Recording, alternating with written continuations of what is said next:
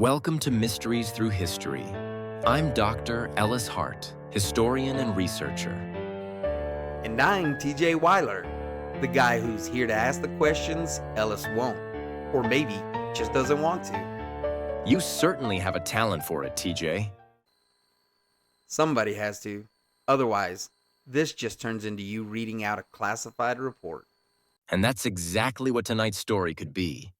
Because we're talking about an experiment the Navy swore never happened. That's how you know it's going to be really good or really bad. In the fall of 1983, at the height of Cold War paranoia, the U.S. Navy launched a classified experiment out of Port Monmouth, New Jersey.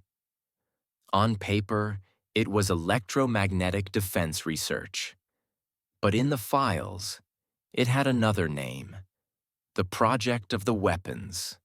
Man, that sounds like the kind of thing you'd find scribbled on a folder or a locked basement. It should. This wasn't just about stealth. It was about making a warship vanish. Vanish? As in, like, it doesn't exist anymore? Exactly. The test subject was a refitted destroyer escort, its frame laced with massive generators, coils, and conduits that ran through its very bones. Most of the crew had no idea what they were part of.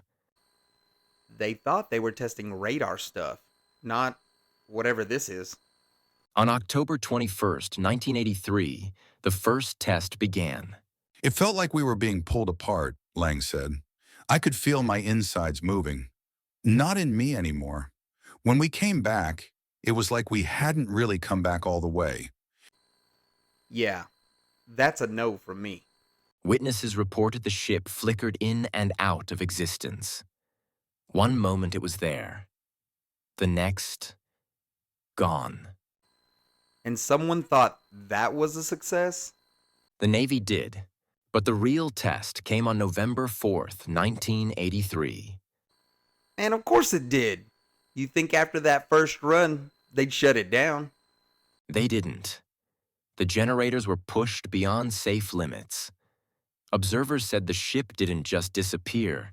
It stuttered, violently phasing in and out before vanishing completely.